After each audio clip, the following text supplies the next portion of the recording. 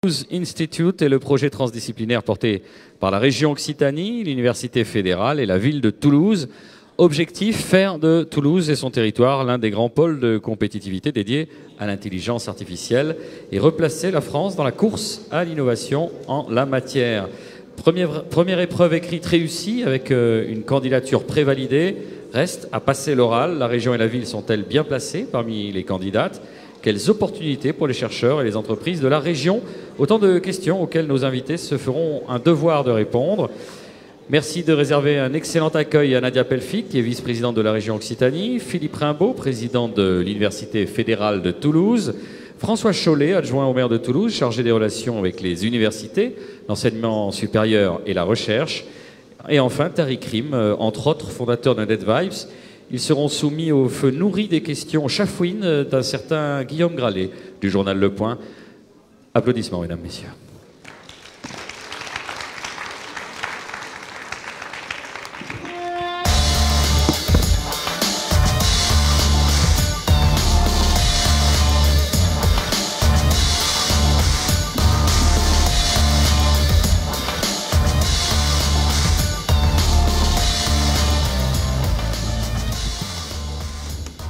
Merci beaucoup à vous d'être ici. On va parler d'un sujet qu'on a un peu abordé. On aimerait aller encore plus loin tout de suite. Alors l'intelligence artificielle, on en parle énormément. Et puis on sait bien qu'il y a à la fois des accélérations et des freins. On a parlé d'hiver de l'IA depuis la première fois que ce mot a été prononcé, cette expression a été prononcée dans les années 50 à la conférence de Dartmouth. Juste avant de donner la parole à nos invités, je voulais laisser la parole à Tariq Krim, donc, qui est créateur un des pionniers de l'Internet en France, créateur de plusieurs entreprises. On a cité NetVibes tout à l'heure, mais également Jolly Cloud. Il y a également, aujourd'hui, je vous invite d'ailleurs à découvrir Dissident.ai. C'est une alternative au GAFA, c'est extrêmement intéressant. Et Tariq a toujours eu à cœur de défendre les libertés individuelles, les libertés sur Internet, mais également les libertés des entrepreneurs.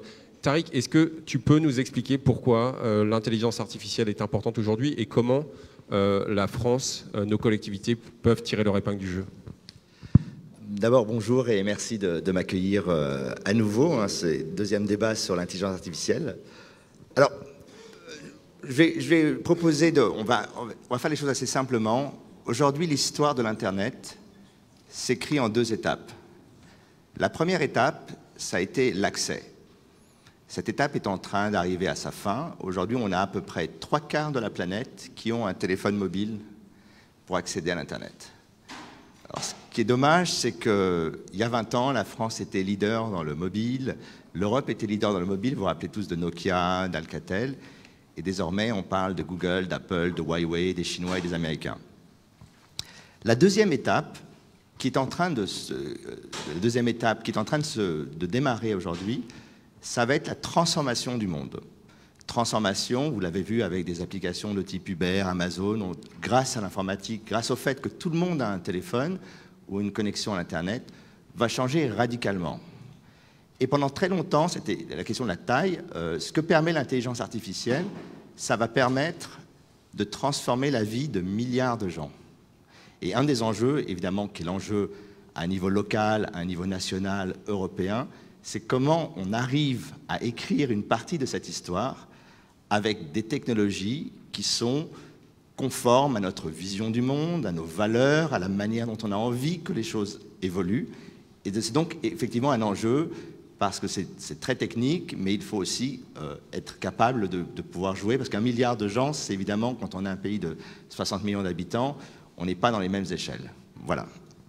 Merci beaucoup, Tariq. On voit bien tous les enjeux qui sont liés à l'intelligence artificielle. Nadia Pelfic, est-ce que vous pouvez nous donner votre point de vue? Bonjour à tous.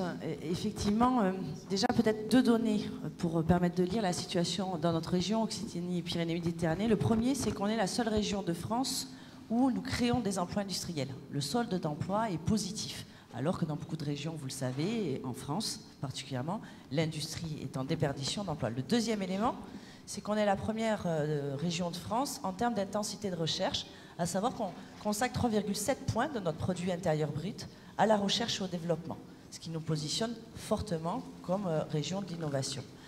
Notre vision, c'est qu'on assiste à la 4e révolution industrielle. Pendant des années, il fallait être en capacité d'assortir nos capacités de production, et donc de compétences, de femmes et d'hommes, à des centres de recherche et de développement pour permettre même que cette production reste localisée dans notre territoire. Aujourd'hui, il y a un autre élément qui est celui des données et qui rentre dans le schéma de valorisation des processus de production industrielle, d'où l'idée de 4e révolution industrielle.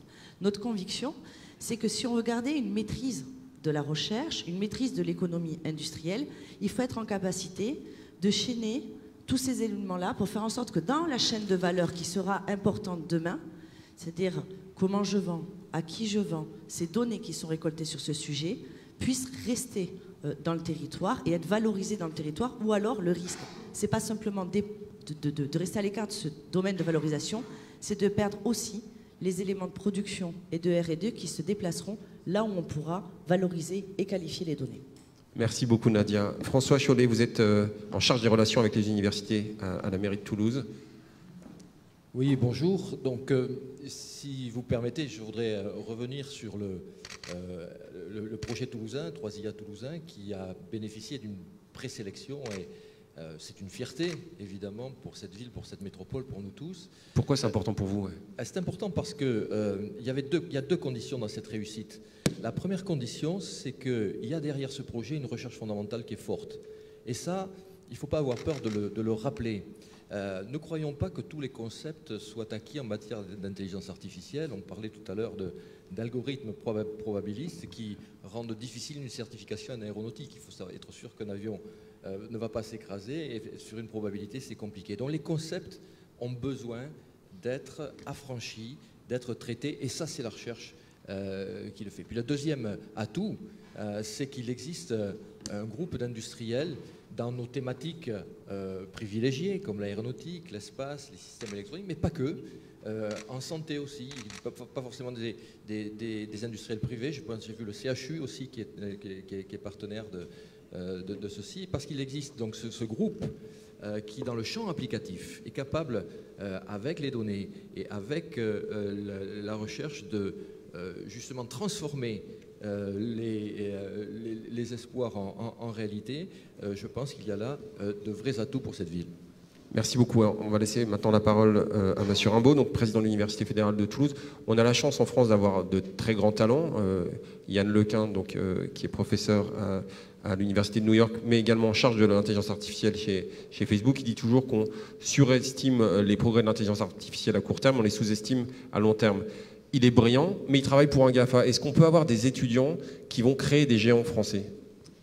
Nous l'espérons, c'est en tout cas l'un des enjeux forts du 3IA qui vient d'être présélectionné, puisque l'objectif en matière de formation, c'est de doubler le nombre de personnes formées à l'intelligence artificielle à tous les niveaux, master, doctorat, en ce qui concerne vraiment les métiers d'ingénieur d'IA, mais aussi en licence, parce que si vous voulez doubler un master, doctorat, il faut avoir un vivier, et puis surtout parce que les métiers vont être transformés, et enfin sensibiliser au-delà du cœur de l'IA, des spécialistes et des scientifiques, ou des sciences dures, comme on dit parfois, pour que véritablement tout le monde soit conscient des transformations des métiers qui sont impliqués par l'IA.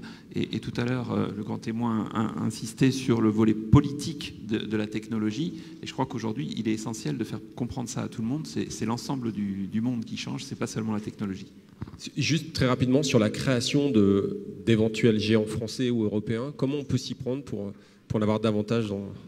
Mais je pense que ce que disaient à la fois François et Nadia est fondamental. C'est-à-dire qu'il faut qu'on arrive à conserver une capacité sur l'ensemble de la chaîne. C'est-à-dire arriver à faire travailler ensemble des équipes d'industriels et d'académiques et pouvoir adresser les sujets et lever les verrous aussi bien au niveau industriel qu'au niveau des sciences fondamentales. Et si on le fait, alors on aura une capacité renforcée à créer ces géants. Nadia ? Et pour y arriver, il faut être en capacité de cibler les domaines sur lesquels on est en excellence. C'est-à-dire qu'on ne peut pas adresser l'intelligence artificielle surtout, parce qu'on n'est pas les meilleurs du monde des données surtout. Et donc, évidemment, dans le projet présenté par le pôle toulousain, on retrouve les grandes filières structurantes du territoire, la santé, l'environnement et les mobilités, par exemple. Et le but, c'est de s'appliquer à rendre ces filières, tant dans le domaine de la recherche fondamentale que de l'industrie, en capacité de répondre à des usages et des applications de demain. Le premier enjeu, ça sera de rendre l'intelligence artificielle explicable. Si elle n'est pas explicable, vous ne pourrez pas l'appuyer à des usages et à des applications. Dit autrement, dans les mobilités, on est tous confrontés, citoyens, à des congestions, à des bouchons, et ce n'est pas singulier pour le 17 novembre.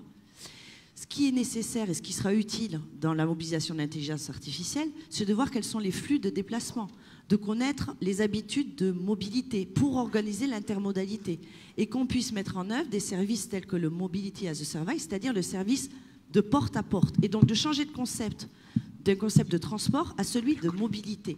Et pour ça, les données, les algorithmes mettront en place des probabilités qui seront utiles et permettront l'amélioration du quotidien des gens. Et c'est comme ça qu'on fera rimer technologie et innovation. Donc, repérer nos domaines d'excellence et faire en sorte de les organiser à des usages applicatifs. Et c'est pour ça qu'il faut recherche fondamentale, applicative et industrielle et des gros moyens financiers pour investir et développer, parce que les champions d'aujourd'hui aux États-Unis, ils ont aussi bénéficié de financements massifs qu'ils ont accélérés à des moments où nous aussi on avait des champions, mais ils n'ont pas pu être concurrentiels à l'international parce qu'ils n'avaient pas la capacité de gagner en visibilité vite. Justement, de laisser la parole à Tariq, comment avoir justement ces montants financiers investis?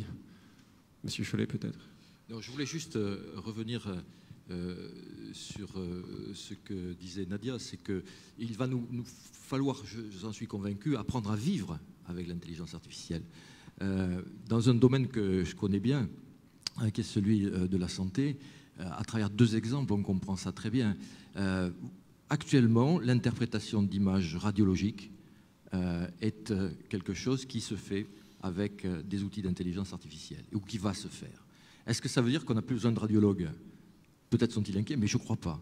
Je crois que le rapport du radiologue va être différent. De la même manière, lorsque on essaie de détecter des mélanomes, vous savez, ce cancer de la peau qui fait partie de l'activité phare et très importante des dermatologues, on s'aperçoit que l'intelligence artificielle fait souvent mieux que le dermatologue. Ça veut dire qu'on va mettre le dermatologue en prison non, pas du tout, au contraire. Ça veut dire qu'il a avec lui un outil supplémentaire pour ceci. Et je crois que cette demande, c'est nouveau, va créer justement l'élan financier nécessaire à ça. On achètera les logiciels pour détecter le mélanome. On achètera les atlas de neuroradiologie ou de radiologie qui permettent d'interpréter les images.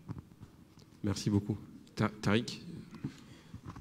Oui, je pense que je suis absolument d'accord avec ce que vous avez dit sur la nécessité de faire des choix.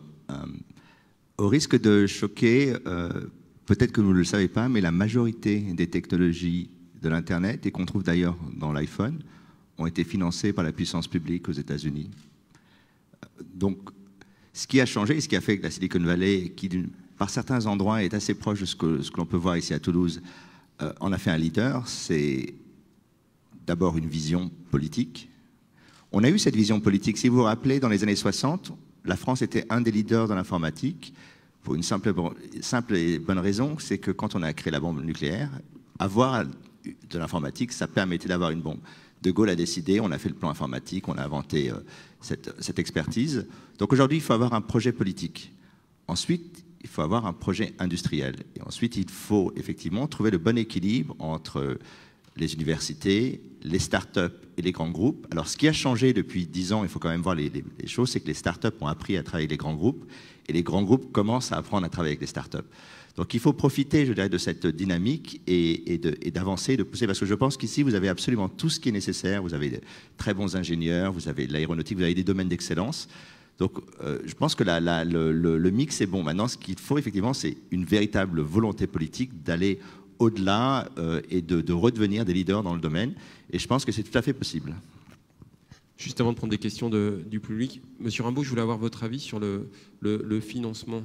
En ayant la chance de visiter plusieurs universités, comme celle du Ternion, par exemple, en Israël, on voit la force de leur incubateur. Et puis, il n'est pas rare d'ailleurs d'avoir des professeurs, c'est quasiment la majeure partie, qui sont actionnaires de start-up, qui sont au conseil d'administration de start-up. Certains prix Nobel, Dan Shechtman, a investi dans plusieurs start-up. Est-ce que c'est un gros mot? Est-ce que c'est souhaitable? Et est-ce qu'il y a d'autres voies à suivre? C'est pas du tout un gros mot, c'est non seulement souhaitable, mais c'est déjà commencé, puisque l'Université fédérale est actionnaire d'une société d'accélération et de transfert de technologie depuis plusieurs années. Alors évidemment, il faut du temps avant que ça produise des résultats massifs, mais on a déjà quelques jolis petits fleurons, même si ce n'est pas forcément exactement dans ce domaine-là. Toujours est-il que c'est une démarche qui est lancée. La création, l'attention à l'entrepreneuriat étudiant est aussi majeure, et on travaille beaucoup à la fois avec la métropole et la région sur ce sujet-là, avec des taux de progression aujourd'hui absolument faramineux, de plus de 100% chaque année. Donc c'est important. Et enfin, dans une prochaine loi qui va arriver, on va faciliter justement l'investissement des chercheurs dans des entreprises. Et je termine juste, c'est que dans le projet Anity, donc qui a été présélectionné, on retrouve cela à la fois sur le financement du projet, puisque c'est 1/3 de financement académique, 1/3 de financement industriel, qui permettent de déclencher 1/3 de financement État. Le tout pour un budget de 20 millions d'euros par an pendant 4 ans, au moins en première phase. Et que dans Anity, il y a aussi toute une dimension sur l'incubation et tout ce qu'on va faire en tant que connecteur entre le monde académique et le monde industriel, avec une attention très très forte à l'égard des startups. Merci. Les brevets, enfin la propriété intellectuelle des découvertes, vous avez trouvé un accord ou à venir? C'est en cours de discussion actuellement. Merci beaucoup. Tariq, tu trouves que c'est une bonne façon de voir les choses, ou il y aurait d'autres Tu es assez connu parce que tu as fait un rapport qui recensait les développeurs français qui ont joué un rôle majeur dans le monde. On a été assez surpris de voir à quel point on voit des développeurs un peu partout. Tu pourrais nous donner quelques exemples. Comment on pourrait les mettre davantage en valeur? Je pense, on en parlait justement en coulisses, il faut parler d'eux, il faut les mettre en avant. On a des talents incroyables. L'iPhone, personne ne le sait, mais l'iPhone a été inventé en France, à Paris. Avant d'être déménagé, les cofondateurs ou les directeurs techniques de LinkedIn, d'Amazon, de Google Cloud, macOS a été développé par des Français. Donc on a une expertise de très haut niveau. Et la question qui s'est souvent posée, qui m'a interpellé, c'est pourquoi ces gens, quand ils sont aux États-Unis, ont des postes comme ceux-ci, et quand ils sont en France, ils n'ont pas forcément le soutien, ils ne sont pas connus du grand public. Donc il y a ça, et puis un autre sujet qui est évidemment important, c'est que quand on monte une start-up, et c'est très important que les étudiants se lancent dans ce genre d'activité, il faut ensuite les soutenir, il faut les aider, et c'est pas un parcours facile au départ. Il faut aussi acheter leurs produits, parce qu'à un moment donné, quand vous développez des produits, qu'ils sont bons, et qu'on vous dit en fait mes seuls clients sont aux États-Unis et pas en France, ça pose un problème. Donc il faut être quand même positif. Vous m'auriez posé la question il y a 10 ans, je vous aurais dit on est dans une situation assez difficile, mais les choses ont changé, elles progressent. Mais c'est vrai que maintenant on est dans une dynamique où justement l'intelligence artificielle va permettre une nouvelle vague d'innovation, dont va entraîner de nouveaux acteurs, de nouveaux étudiants qui vont avoir envie de monter leur boîte, et il faut les soutenir, les aider et les pousser à être des leaders mondiaux. C'est souvent il ne faut jamais l'oublier, Google, Facebook, Apple, Amazon sont des boîtes qui ont été créées par 1 ou 2 personnes dans un garage.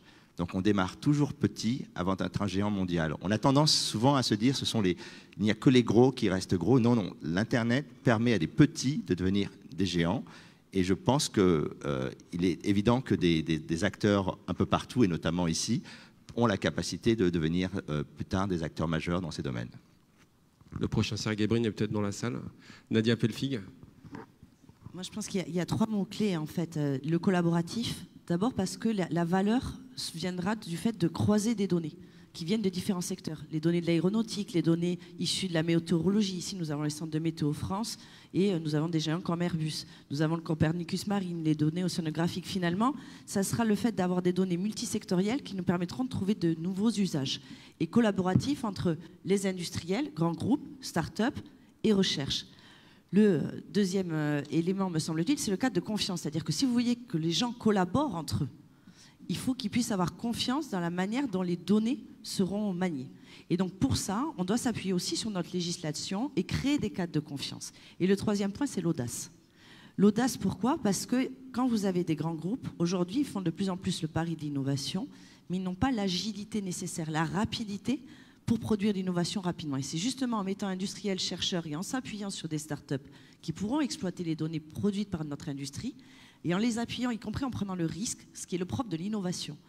Quand vous financez quelque chose d'innovant, vous ne savez pas si ça va marcher et il faut sortir juste en France du « ça ne marchera jamais » à « on parie ». Et la place de la puissance publique, elle est justement là, dans cette incertitude de fait que ça marche ou pas. Le risque, nous devons le prendre et être donc un peu plus audacieux si on veut, en plus que des jeunes étudiants, étudiantes, osent le prendre aussi. Et donc de donner aussi quelque chose qui existe beaucoup aux États-Unis et qui peut-être explique pour partie, Tariq, le fait qu'on a tenté, c'est le droit à l'erreur et le droit à l'échec. Et quand on aura le droit d'échouer, je pense que finalement, on réussira mieux. Merci beaucoup. Monsieur Chollet, vous vouliez dire quelque chose avant de laisser la parole au public? Simplement, c'est quel peut être le rôle des collectivités, de celles que je représente ici, dont je représente le président Jean-Luc Moudin, c'est simplement de créer des lieux et pour que l'écosystème puisse se développer d'une façon satisfaisante. Il faut que les chercheurs fondamentaux, il faut que les industriels, il faut que les start-upers, il faut que les étudiants, et le volet formation est capital, puissent se retrouver dans des lieux. Et c'est la raison pour laquelle nous avons fait des propositions dans ce sens à l'Université fédérale pour pouvoir accueillir une partie toute ou partie du projet, si jamais il est accepté, ce que évidemment nous souhaitons tous, au sein de lieux dédiés qui permettent ces échanges. Je pense en particulier au B612, au bâtiment B612 sur le campus de Toulouse Aerospace. Merci beaucoup. Est-ce qu'il y a une question dans la salle? Moi, j'avais une question qui me turlupine depuis tout à l'heure. C'est d'abord, est-ce que vous voyez d'autres secteurs que ceux de l'aéronautique qui pourraient être forts ici? Et puis surtout, est-ce qu'il n'est pas, alors je vais être un peu dit dur, mais est-ce que c'est pas un peu trop tard? Parce que pour combattre des géants de l'intelligence artificielle, il faut énormément de données. Et est-ce que on peut encore rattraper ce qu'on peut appeler peut-être un retard, en tout cas dans la collection de données aujourd'hui? En ce qui concerne les données, je pense que pour le coup, Toulouse est particulièrement bien placée. Nadia a cité Météo France, mais il y a aussi le CNES. On a l'Observatoire Midi-Pyrénées au niveau de la recherche fondamentale. Donc là, on a des données massives. Nos partenaires industriels du 3IA, on a évidemment Airbus, on a Continental, on a Actia, etc. Bref, il y a une trentaine d'entreprises qui sont d'ores et déjà impliquées avec nous. Si on ajoute des structures publiques comme l'hôpital, comme les collectivités territoriales, je pense que véritablement, là-dessus, on a un matelas sur lequel capitaliser. Bon, bah super. On a de vraies forces et de vrais segments. Par exemple, peut-être que beaucoup d'entre vous l'ignorent, mais vous voyez tous à longueur de presse parler de véhicules autonomes et connectés. Bon, ben, aujourd'hui, les expérimentations de voitures sans chauffeur, vraiment, un démonstrateur à l'échelle 1, il n'y en a pas eu tant que ça.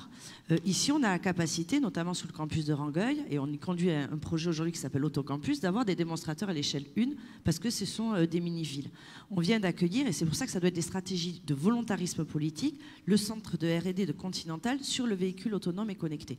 Et donc pour ça, ben, la région met au pot pour attirer ces centres de R&D. On vient d'accueillir aussi l'installation de Renault Software Lab à Toulouse. Et évidemment, c'est en conjuguant ces briques-là qu'on construit des trajectoires qui nous permettront demain d'être en pointe sur les solutions qui seront bâties ici, de pouvoir les démontrer et de les certifier, et du coup de faire en sorte aussi, puisque c'est notre rôle, que les emplois qui seront générés s'ancreront en territoire, en Occitanie, et donc au bénéfice des femmes et des hommes qui y vivent, parce que moi, j'ai la certitude qu'on est encore en capacité d'être les champions de demain. En tout cas, faire de la politique aujourd'hui, c'est se dire qu'on peut transformer le réel.